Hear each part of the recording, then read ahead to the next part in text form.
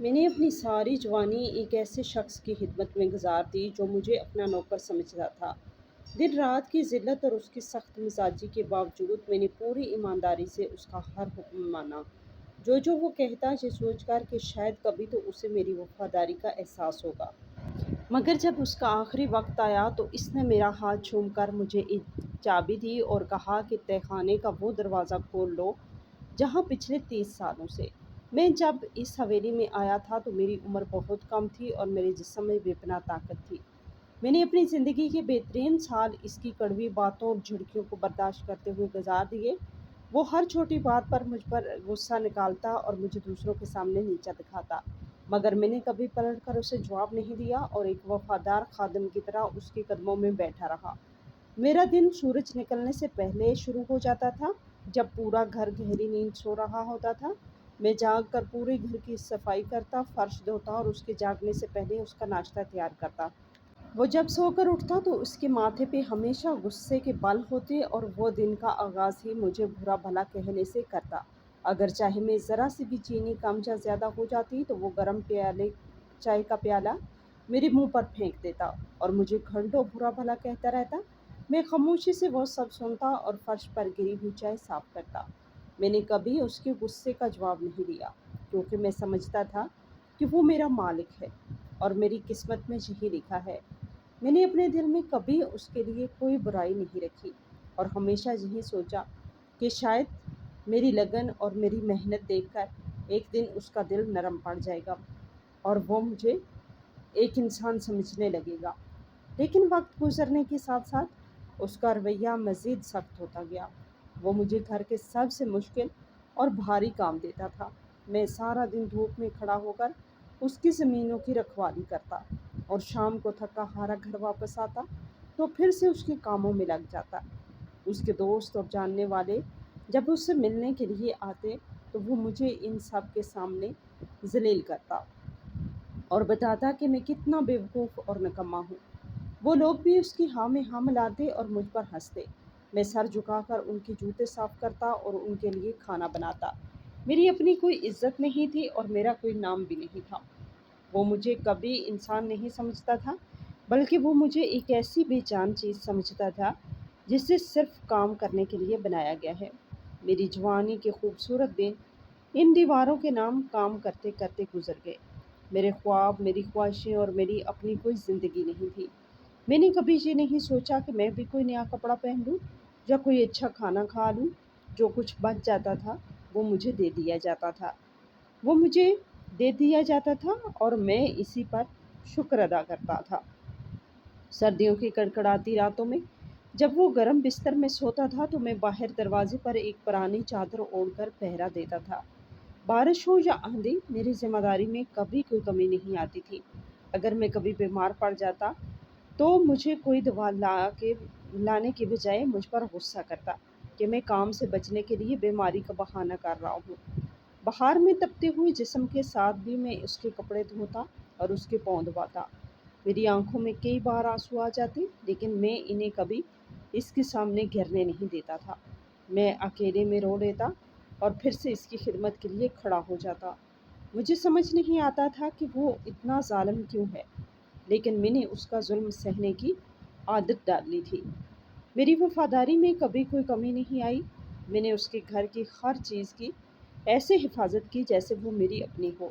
میں نے کبھی اس کی ایک پائی کی بھی چوری نہیں کی اور ہمیشہ ایمانداری کا راستہ اپنایا۔ وہ اکثر مجھ پر چوری کا الزام لگاتا تاکہ مجھے ڈرا سکے اور مجھے نیچا دکھا سکے، لیکن میں خاموشی سے اس کی باتیں سنتا اور اپنے رب پر بھروسہ کرتا کہ وہ میری نیت جانتا ہے۔ اس کی حویلی کی اونچی دیواروں نے میری پوری زندگی کو قید کر لیا تھا۔ مجھے باہر کی دنیا کو کچھ پتہ نہیں تھا کہ وہاں کیا ہو رہا ہے۔ میرے کوئی دوست نہیں تھے، کوئی رشتہ دار نہیں تھا جس سے میں اپنے دل کا حال کہہ سکتا۔ میری زبان پر ہمیشہ جی مالک ہوتا اور میرا سر ہمیشہ اس کے سامنے جھکا رہتا۔ اس کی سخت مزاجی نے مجھے اندر سے بالکل کھوکھلا کر دیا تھا، لیکن پھر بھی میری امید ختم نہیں ہوئی تھی۔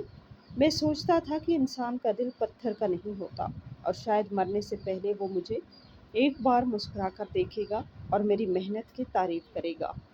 میں نے اپنی ساری جوانی اسی ایک جھوٹی امید کے سہارے گزار دی۔ میں روزانہ بازار سے سودا سلف لاتا، بھاری بوریاں اپنی پیٹھ پر اٹھا کر میلوں کا سفر پیدل طے کرتا۔ راستے میں لوگ مجھے دیکھتے تو ترس کھاتے، لیکن میں نے کبھی کسی سے اپنی حالت کا رونا نہیں رویا۔ سردیوں میں جب برف جیسی ٹھنڈی ہوائیں چلتی اور میرے پاس پہننے کے لیے گرم کپڑے نہیں ہوتے تھے، تو میں آگ جلا کر اپنے ہاتھ سینکتا اور رات گزار دیتا۔ گرمیوں میں جب سورج آگ برساتا تو میں ننگے پاؤں اس کی زمینوں پر ہل چلاتا اور پسینے میں شرابور ہو جاتا۔ میری پیاس بجھانے کے لیے صرف گرم پانی ہوتا تھا، لیکن میں نے کبھی ٹھنڈی چھاؤں کی تمنا نہیں کی۔ اس حویلی کی ہر دیوار میری محنت اور میرے پسینے سے واقف تھی۔ ہر دروازہ اور ہر کھڑکی گواہ تھی کہ میں نے کتنی راتیں جاگ کر گزاری ہیں اور کتنے دن بھوکے پیٹ کام کیا ہے۔ اس نے میرے وجود کو اپنی جاگیر سمجھ لیا تھا، جس پر وہ جیسے چاہتا ظلم کرتا۔ میں نے اپنی زبان کو تالا لگا لیا تھا اور اپنے ہونٹوں کو سی لیا تھا، تاکہ کبھی غلطی سے بھی حرف شکایت میری زبان پر نہ آ جائے۔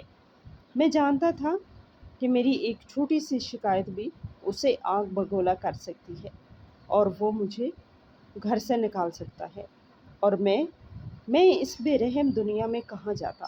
اسی لیے میں نے اسی حویلی کو اپنی کائنات مان لیا تھا۔ میں روز اسی سوچ کے ساتھ اٹھتا کہ آج کا دن شاید کل سے بہتر ہو، لیکن ہر گزرتا دن میرے لیے نئی تکالیف اور نئی مشکلیں لے کر آتا۔ وہ مجھے کبھی سکون سے بیٹھنے نہیں دیتا تھا۔ اگر میں کبھی تھک کر 2 پل کے لیے زمین پر بیٹھ جاتا تو وہ پیچھے سے آ کر مجھ پر زور سے چلاتا اور مجھے فوراً کھڑا کر دیتا۔ اس کی آواز سن کر میرے رونگٹے کھڑے ہو جاتے اور میرا دل تیزی سے دھڑکنے لگتا۔ میں ڈر کے مارے فوراً کام پہ لگ جاتا اور اپنی تھکاوٹ کو بھولنے کی کوشش کرتا۔ اس نے میرے دل میں اپنا ایک ایسا خوف بٹھا دیا تھا جو میرے خون میں شامل ہو چکا تھا۔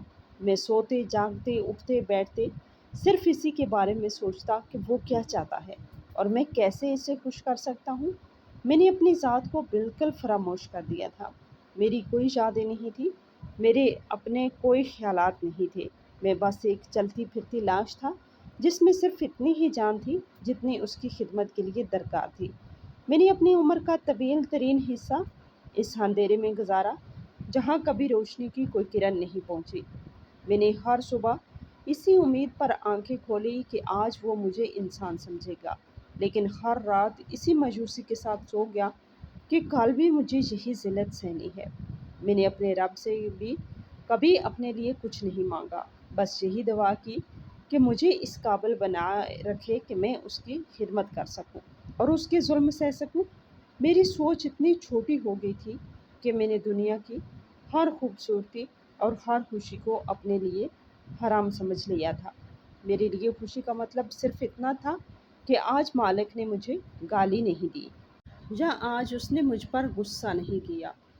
میں نے اپنے دل کو سمجھا لیا تھا کہ میری پیدائش کا مقصد ہی یہی ہے اور میں اسی حالت میں مر جاؤں گا۔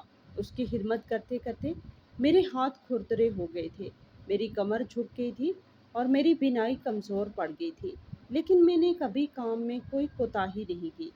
وہ مجھ سے جتنا کام لیتا، میں اس سے دگنا کر کے دکھاتا تاکہ وہ مجھ پر بھروسہ کرے، لیکن اس کا دل کبھی میرے لیے نرم نہیں ہوا اور اس نے ہمیشہ مجھے ایک کم تر اور حقیر انسان ہی سمجھا۔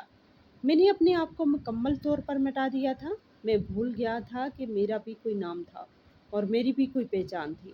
لوگ مجھے صرف اس کے خادم کے طور پہ جانتے تھے۔ دن مہینوں میں اور مہینے سالوں میں بدلتے گئے اور میرے کالے بال سفید ہونے لگے، میرے جسم کی طاقت جواب دینے لگی، لیکن اس کے کاموں کی فہرست میں کوئی کمی نہیں آئی۔ وہ اب بھی مجھے اسی طرح برا بھلا کہتا اور مجھے ذلیل کرتا۔ میں جب بھی اس کے لیے کوئی کام کرتا، وہ اس میں کوئی نہ کوئی خرابی نکالتا اور مجھے دوبارہ وہ کام کرنے پر مجبور کرتا۔ میری ہڈیاں درد کرنے لگتی تھی، لیکن میں اس کے خوف سے کبھی نہیں رکتا تھا۔ میں نے اپنی زندگی کا ہر لمحہ اس کی خوشی حاصل کرنے کی کوشش میں گزار دیا، لیکن میں نے کبھی اس نے میری طرف پیار سے نہیں دیکھا تھا۔ وہ ہمیشہ مجھے حقارت کی نظر سے دیکھتا اور مجھے انسان ماننے سے انکار کرتا۔ اس کے گھر میں پلنے والے جانوروں کی بھی مجھ سے زیادہ عزت تھی۔ انہیں وقت پر اچھا کھانا ملتا تھا اور ان کی صحت کا خیال رکھا جاتا تھا۔ لیکن میرے لیے ایسا کوئی اصول نہیں تھا۔ میری حیثیت اس حویلی میں ایک پرانے اور بے جان سامان سے زیادہ نہیں تھی، جسے ضرورت پڑنے پر استعمال کیا جاتا اور پھر ایک کونے میں پھینک دیا جاتا۔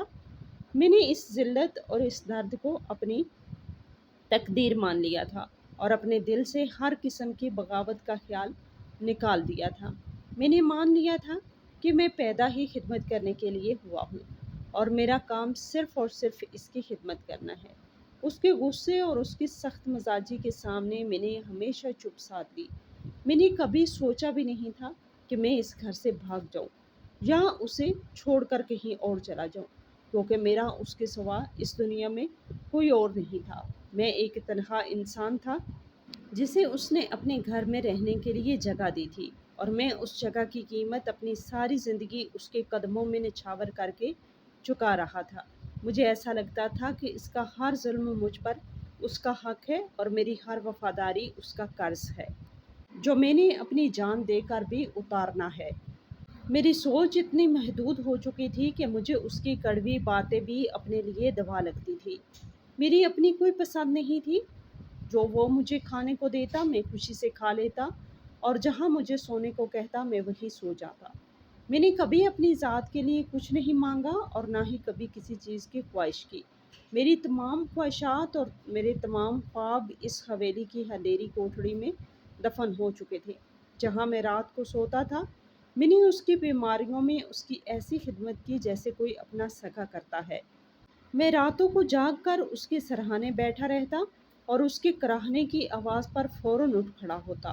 میں اس کی دوائیوں کا خیال رکھتا اور اس کے بستر کی صفائی کرتا، لیکن جب وہ ٹھیک ہو جاتا تو پھر سے وہی پرانا ظالم شخص بن جاتا اور میری ساری خدمت کو ایک پل میں بھلا کر مجھے برا بھلا کہنے لگتا۔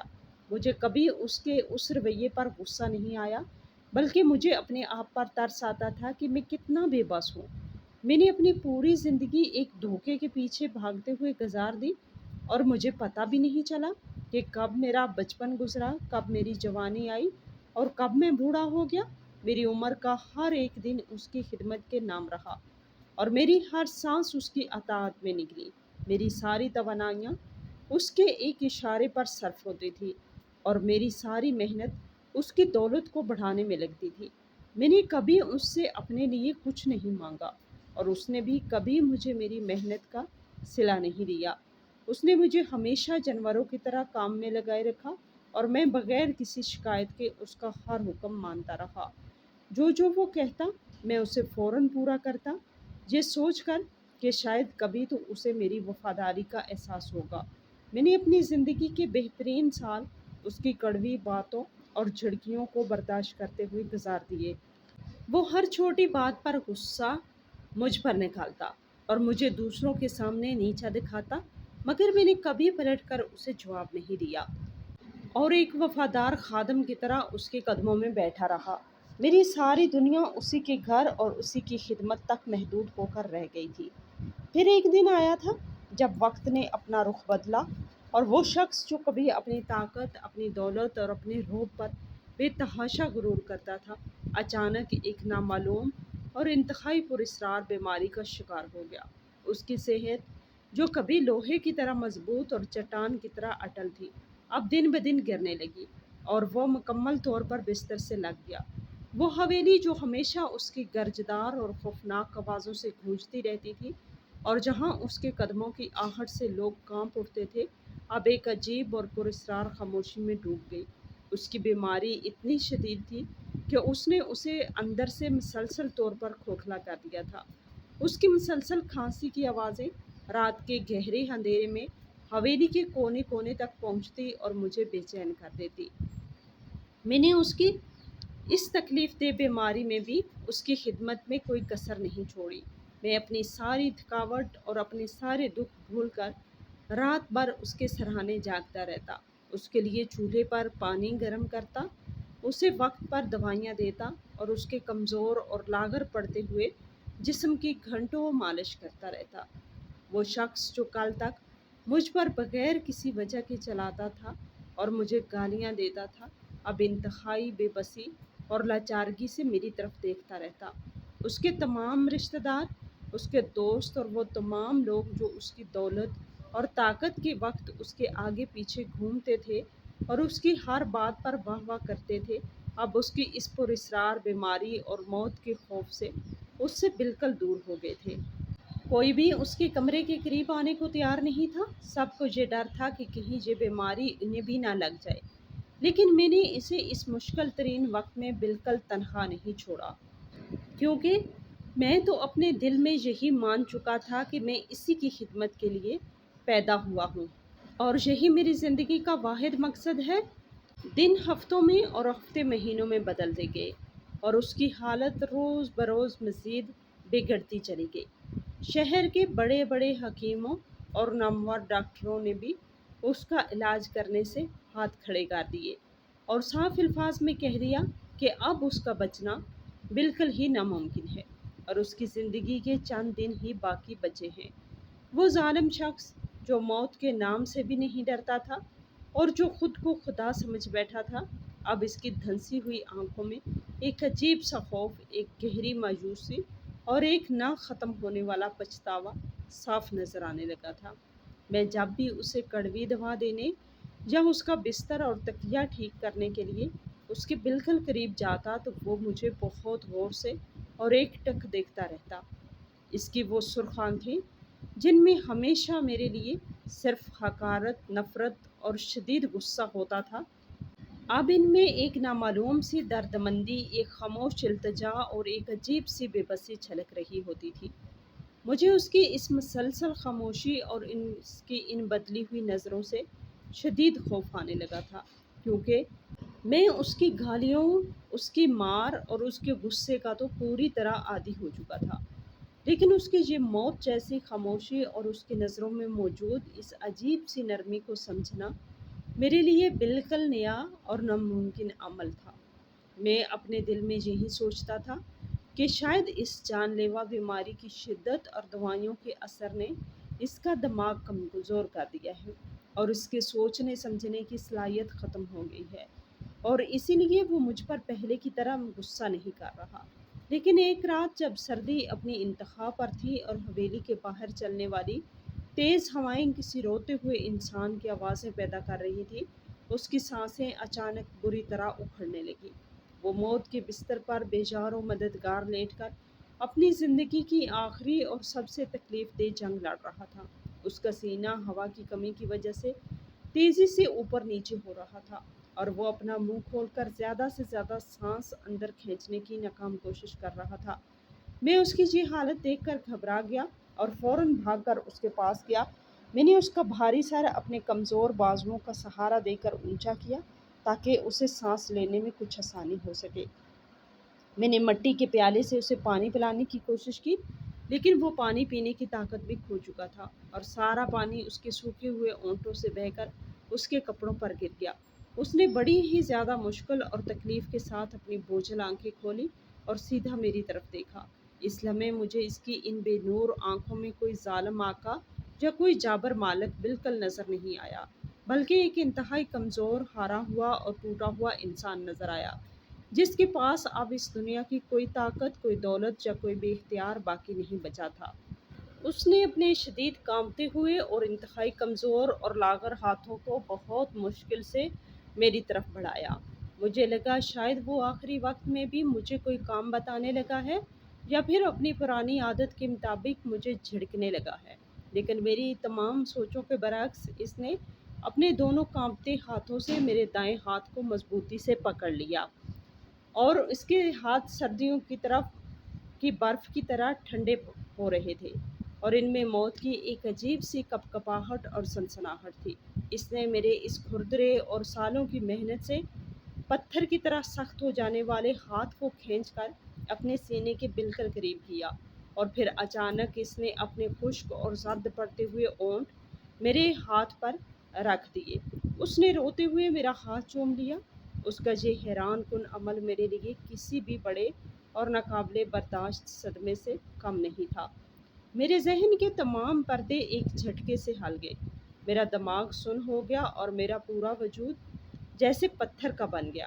میں نے اپنی پوری زندگی میں کبھی خواب میں بھی یہ نہیں سوچا تھا کہ وہ متکبر شخص جو مجھے اپنے پیروں کی جوتے اور راستے کی خاک کے برابر بھی نہیں سمجھتا تھا، وہ اپنے آخری وقت میں میرے ہاتھ کو اس قدر عقیدت اور دکھ سے چومے گا۔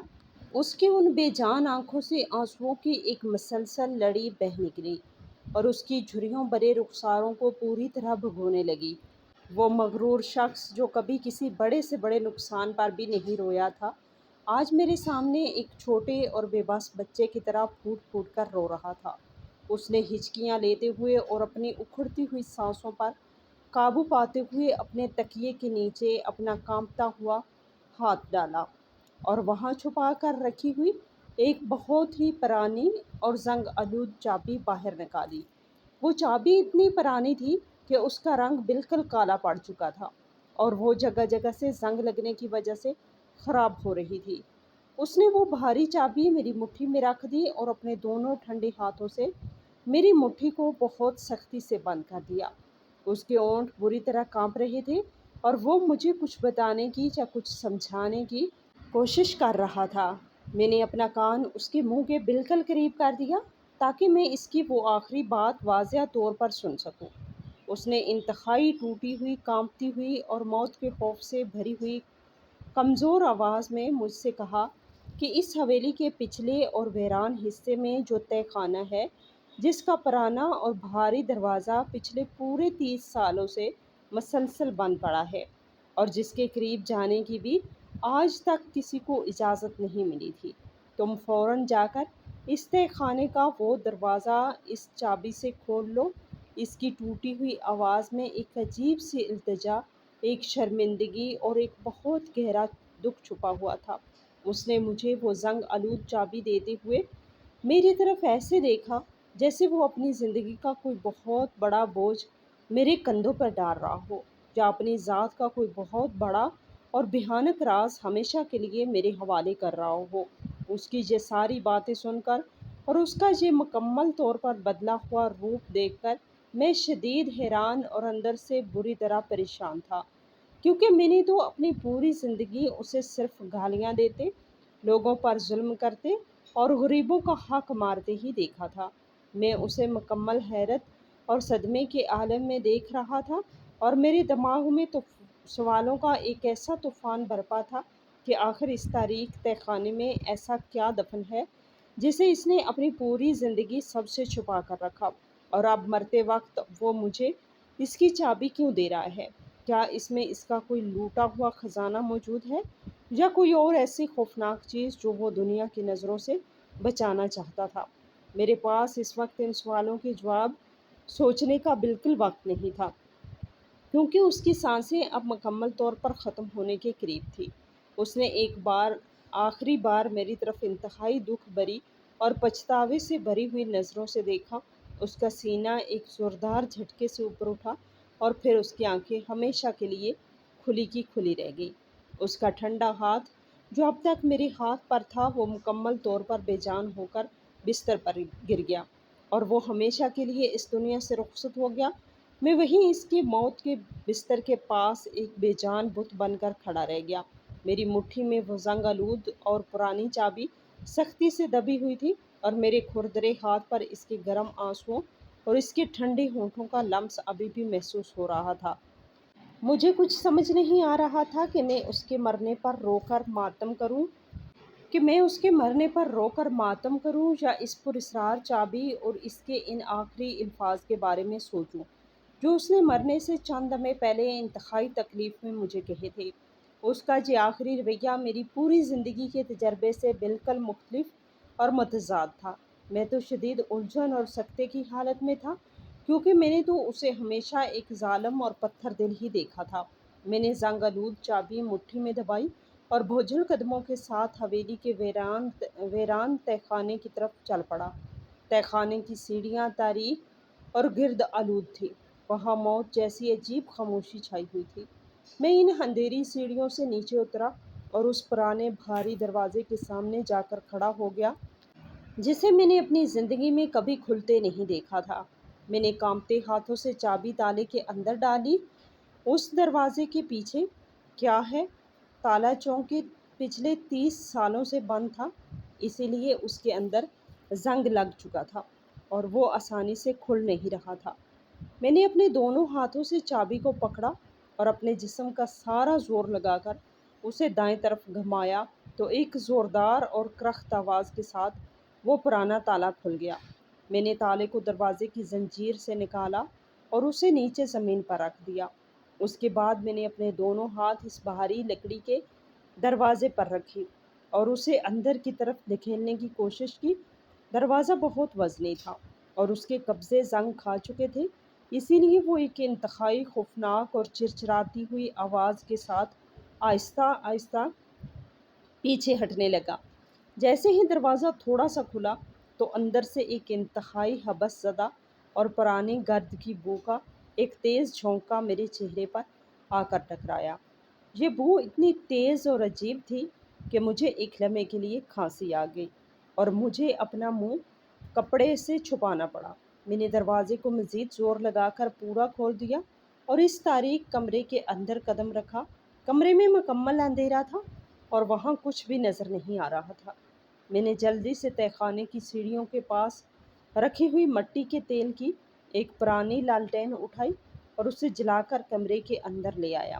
لالٹین کی مدھم پیلی روشنی جیسے ہی اس تاریک کمرے میں پھیلی تو مجھے اس کمرے کا منظر نظر آنا شروع ہوا۔ یہ ایک درمیانے سائز کا کمرہ تھا جس کی دیواروں پر جگہ جگہ جالے لگے ہوئے تھے اور فرش پر مٹی کی ایک بہت موٹی تہہ جمی ہوئی تھی، جس سے یہ بالکل واضح ہو رہا تھا کہ پچھلی 3 دہائیوں سے اس کمرے میں کسی انسان نے قدم نہیں رکھا تھا۔ کمرے کے بالکل درمیان میں ایک پرانی طرز کی لوہے کی تجوری رکھی ہوئی تھی جس پر بھی مٹی کی ایک موٹی چادر بچھی ہوئی تھی۔ اس تجوری کو دیکھ کر میرے دل کی دھڑکن بے اختیار تیز ہو گئی، کیونکہ مجھے یقین تھا کہ اس ظالم شخص کا وہ سب سے بڑا اور بھیانک راز اسی تجوری کے اندر دفن ہے۔ میں آہستہ آہستہ چلتا ہوا اس تجوری کے قریب پہنچا اور لالٹین کو اس کے پاس زمین پر رکھ دیا۔ میں نے اپنے کپڑے سے تجوری کے اوپر جمی ہوئی مٹی کو صاف کیا تو مجھے اس کے دروازے پر بھی ایک تالا لگا ہوا نظر آیا۔ یہ تالا اسی طرز کا تھا جس طرز کا تالا باہر والے دروازے پہ لگا ہوا تھا۔ میرے ذہن میں فوراً یہ خیال آیا کہ شاید اس چابی سے یہ تالا بھی کھل جائے۔ میں نے جلدی سے وہی زنگ آلود چابی اپنی جیب سے نکالی اور اسے تجوری کے تالے میں ڈال کر گھمایا۔ میری حیرت کی انتہا نہ رہی جب وہ تالا ایک ہلکی سی آواز کے ساتھ کھل گیا۔ میں نے تالا نکال کر ایک طرف رکھا اور تجوری کے باہری لوہے کے دروازے کو اپنی طرف کھینچا۔ تجوری کے اندر کا منظر دیکھ کر میں ایک لمحے کے لیے رک گیا۔ اس کے اندر کوئی سونا، چاندی یا ہیرے جواہرات نہیں تھے، بلکہ وہاں صرف ایک پرانے چمڑے کا بستہ رکھا ہوا تھا جو وقت کے ساتھ گزرنے کے ساتھ ساتھ اپنی اصل شکل کھو چکا تھا۔ میں نے اپنے کانپتے ہاتھوں سے اس بستے کو تجوری سے باہر نکالا اور اسے وہیں مٹی سے بھرے فرش پر رکھ کر لالٹین کی روشنی کے بالکل قریب کر لیا۔ میں نے بستے کی پرانی ڈوریاں کھولی اور اس کے اندر ہاتھ ڈالا تو مجھے کچھ پرانے اور زرد پڑ چکے کاغذات کا ایک موٹا دستہ محسوس ہوا۔ میں نے ان تمام کاغذات کو باہر نکال لیا اور انہیں لالٹین کی روشنی میں بہت غور سے دیکھنے لگا۔ سب سے اوپر والا کاغذ ایک قانونی دستاویز لگ رہا تھا جس پر پرانے دور کی سرکاری مہریں لگی ہوئی تھیں اور کچھ لوگوں کے دستخط اور انگوٹھوں کے نشانات موجود تھے۔ میں نے اس کاغذ کی عبارت کو پڑھنا شروع کیا۔ پہلے کچھ جملے پڑھ کر مجھے کچھ خاص سمجھ نہیں آیا، لیکن جیسے ہی میری نظر اس کاغذ پر لکھے ہوئے ناموں پر پڑی تو میرے پیروں تلے سے زمین نکل گئی اور میرے دماغ سائیں سائیں کرنے لگا۔ اس کاغذ پر واضح طور پر میرے والد کا نام لکھا ہوا تھا اور اس کے ساتھ ان کی ملکیت میں موجود ان تمام زرعی زمینوں اور باغات کی مکمل تفصیل درج تھی جو ہمارے گاؤں کے سب سے زرخیز اور قیمتی رقبے پر مشتمل تھی۔ میرا سارا جسم ایک شدید جھٹکے سے کانپ اٹھا اور میں نے جلدی سے اس دستے کے باقی کاغذات کو بھی ایک ایک کر کے پڑھنا شروع کر دیا۔ ہر کاغذ میرے والد کی ملکیت کا ثبوت تھا اور ان سب میں یہ بات بالکل واضح طور پر لکھی ہوئی تھی کہ یہ ساری جائیداد اور یہ ساری زمینیں میرے والد کی محنت کی کمائی ہے اور قانون کے مطابق وہی ان کے واحد اور سچے مالک ہیں۔ میں نے بے یقینی اور شدید صدمے کی حالت میں ان کاغذات کے سب سے آخری حصے کو دیکھا جہاں ملکیت کی منتقلی کا ذکر تھا۔ وہاں میرے والد کے انگوٹھے کا ایک جعلی نشان لگا ہوا تھا اور اس کے نیچے اسی ظالم شخص کا نام لکھا ہوا تھا جس کی میں نے اپنی ساری زندگی غلامی کی تھی۔ ان کاغذات کو پڑھنے کے بعد میرے دماغ کے وہ تمام پردے جو پچھلے 30 سالوں سے بند تھے ایک دم کھل گئے اور ساری حقیقت ایک انتہائی بھیانک اور خوفناک خواب کی طرح میرے سامنے آ گئی۔ مجھے اپنا وہ بچپن یاد آنے لگا جب ہم انتہائی غریبی اور قسم پرسی کی حالت میں زندگی گزار رہے تھے اور میرے والد ہمیشہ یہی روتے رہتے تھے کہ ان کی محنت کی کمائی اور ان کی زمینیں کسی نے دھوکے سے چھین لی ہیں اور ان کے پاس کوئی ثبوت نہیں ہے کہ وہ اپنا حق مانگ سکے۔ مجھے وہ دن یاد آیا جب میرے والد اسی صدمے اور دکھ کی وجہ سے بیمار پڑ گئے تھے اور غربت کی وجہ سے علاج نہ ہونے پر میرے سامنے تڑپ تڑپ کر اس دنیا سے چلے گئے تھے۔ میری ماں بھی ان کے غم میں گھل گھل کر مر گئی تھی اور میں ایک لاوارث اور یتیم بچے کی طرح در بدر کی ٹھوکریں کھانے پر مجبور ہو گیا تھا۔ اور پھر اسی ظالم شخص نے مجھے پناہ دینے کا جھوٹا ناٹک کیا اور مجھے اپنے گھر لے آیا۔ میں سمجھتا تھا کہ اس نے مجھ پر کوئی بہت بڑا احسان کیا ہے، لیکن آج 30 سال بعد اس تہہ خانے میں بیٹھ کر مجھے یہ معلوم ہو رہا تھا کہ وہ شخص میرا محسن نہیں بلکہ میرا سب سے بڑا دشمن اور میرے والدین کا اصلی قاتل تھا، جس نے صرف ان زمینوں کے لالچ میں میرے معصوم باپ کے ساتھ اتنا بڑا دھوکہ کیا اور ان کے تمام اصلی کاغذات چوری کر کے ان پر جعلی انگوٹھے لگوا کر وہ ساری زمینیں اپنے نام کروا لی اور پھر ان اصلی کاغذات کو ہمیشہ کے لیے اسی تہہ خانے میں چھپا دیا تاکہ کسی کو بھی سچائی کا پتہ نہ چل سکے۔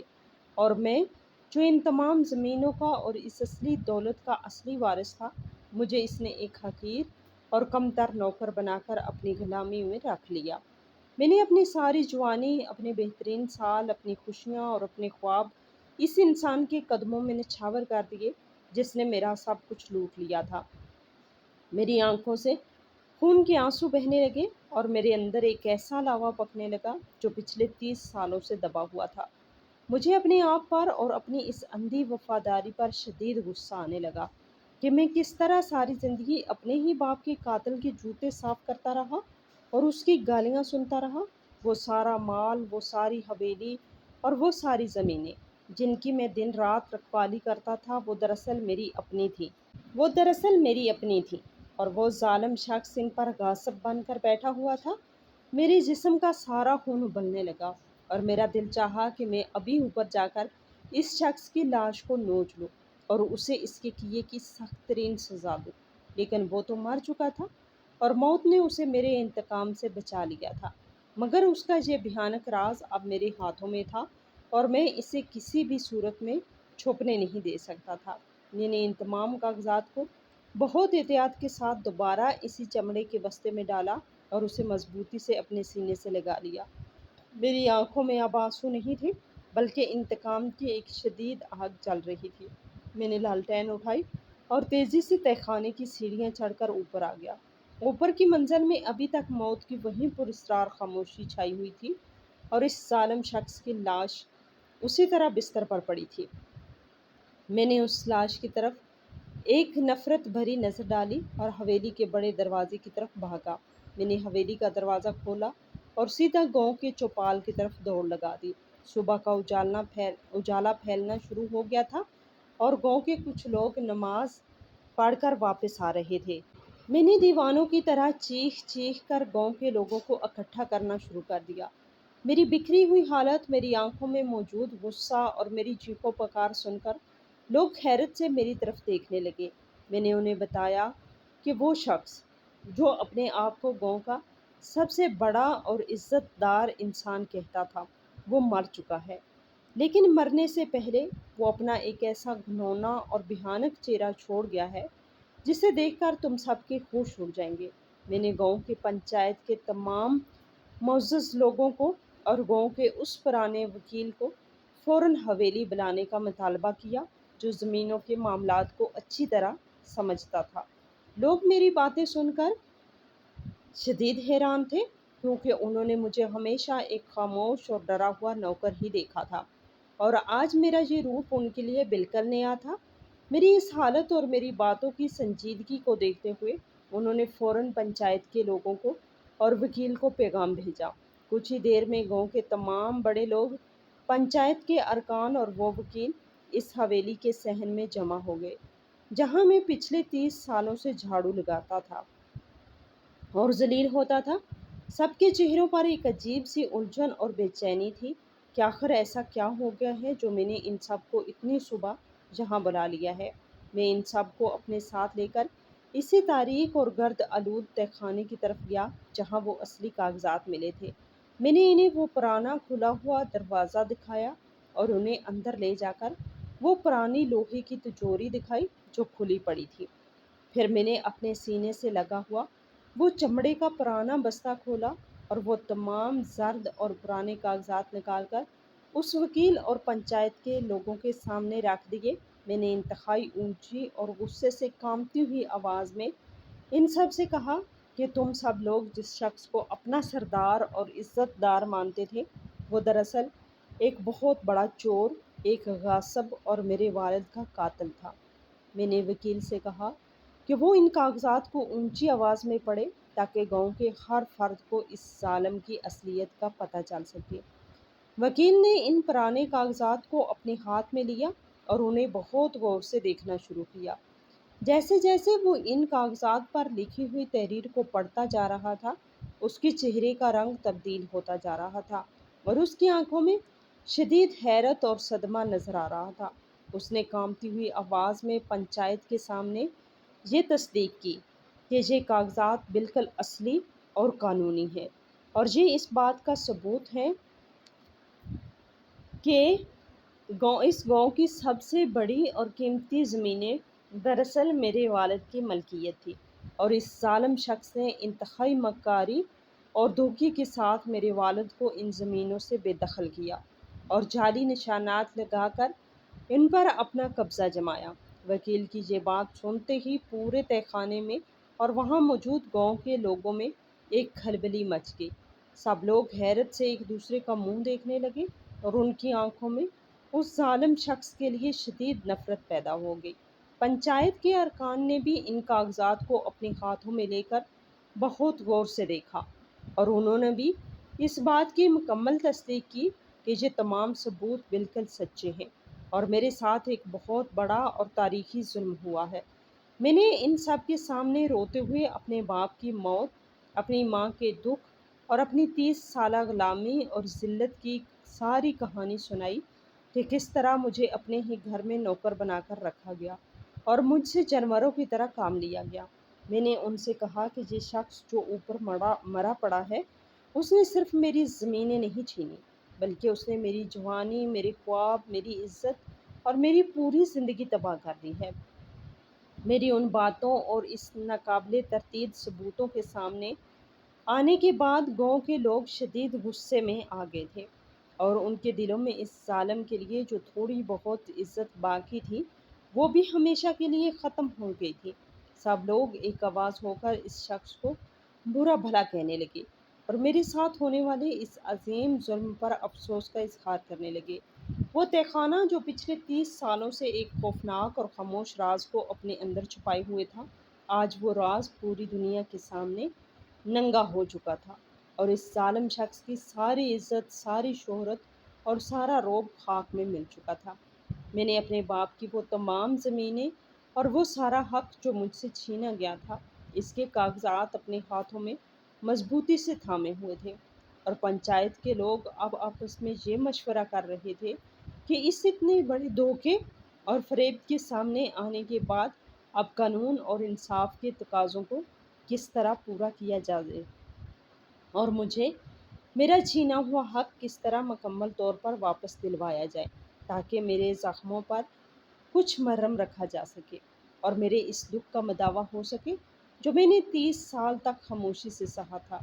پنچایت کے تمام معزز ارکان نے آپس میں طویل مشورہ کرنے کے بعد یہ حتمی فیصلہ سنایا کہ ان اصلی کاغذات کی روشنی میں یہ ساری حویلی اور تمام زرعی زمینیں مکمل طور پر میری ملکیت ہیں، اور اس ظالم شخص کا ان پر کوئی حق نہیں تھا۔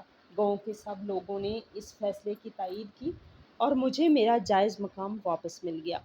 اس شخص کی لاش، جو کچھ دیر پہلے تک ایک بڑے سردار کی لاش تھی، اب سب کی نظروں میں ایک ذلیل اور غاصب انسان کی لاش بن چکی تھی۔ گاؤں کا کوئی بھی معزز شخص اس کے جنازے میں شریک نہیں ہوا، اور چند مزدوروں نے مل کر اسے انتہائی گمنامی اور بے عزتی کے ساتھ قبرستان میں دفن کر دیا۔ اس کی ساری جھوٹی شان و شوکت اور اس کا غرور اسی مٹی میں مل گیا جس مٹی کے لالچ میں اس نے میرے معصوم والدین کی جان لی تھی۔ وکیل نے اگلے دن کچہری جا کر تمام قانونی کارروائی مکمل کروا دی اور وہ ساری زمینیں باقاعدہ طور پر میرے نام منتقل ہو گئیں۔ میں نے اس حویلی کے تہ خانے کو ہمیشہ کے لیے بند کروا دیا اور اس حویلی کی وہ تمام نشانیاں مٹا دی جو مجھے میری غلامی اور اس کے ظلم کی یاد دلاتی تھی۔ اب میں ایک آزاد انسان تھا اور مجھے کسی کا حکم ماننے کی کوئی ضرورت نہیں تھی۔ میں نے اپنی زمینوں پر خود محنت شروع کی اور وہاں اپنے والدین کے نام سے ایک ہسپتال بنوا دیا تاکہ ان کی روح کو سکون مل سکے۔ میری زندگی کے وہ 30 سال جو میں نے اندھیرے میں گزارے تھے اب روشنی میں بدل چکے تھے، اور میں نے اپنی بقیہ زندگی انتہائی سکون، آزادی اور عزت کے ساتھ گزارنا شروع کر دی، جہاں کوئی ڈر یا خوف نہیں تھا اور میرا اصل حق میرے پاس تھا۔